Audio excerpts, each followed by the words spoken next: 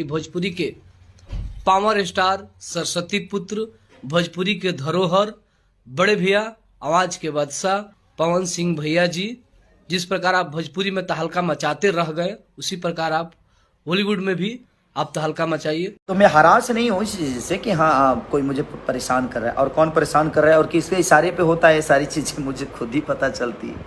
But कोई नहीं, वो भी अपने भाई हैं, अच्छा है, मुझे खुशी मिलती है कि चलो कोई मुझे पीछा करने के लिए इतने षड्यंत्र तो कर रहा है, अच्छी बात है। कोई काम से पीछा नहीं करता है तो षड्यंत्र करता है, बट कोई नहीं, ठीक है। तो ये अहंकार ठीक है, अच्छी है। ईश्वर आपको भला, मैं हमेशा कोशिश करूँगा जे भगवान आपका भला करे, भगवान आपका कभी गलत ना करे। और ठीक है, एक ही जगह रहना है तो कोई इतना आज तक किसी ने गलत नहीं किया, तो भाई ये भी हमारा भाई ही है, गलत नहीं करेंगे। कोई भी भाई मेरा ट्रेंडिंग में होता है, कोई भी बड़ा भाई हो या छोटा भाई हो, तो हमें अपने भाषा के लिए बात करनी चाहिए। ये नहीं कि खिसारी छोटा हो गया, वो भाई छोटा हो गया, ये भाई छोटा हो गया, नहीं, आप लोग ऐसा मत करिए।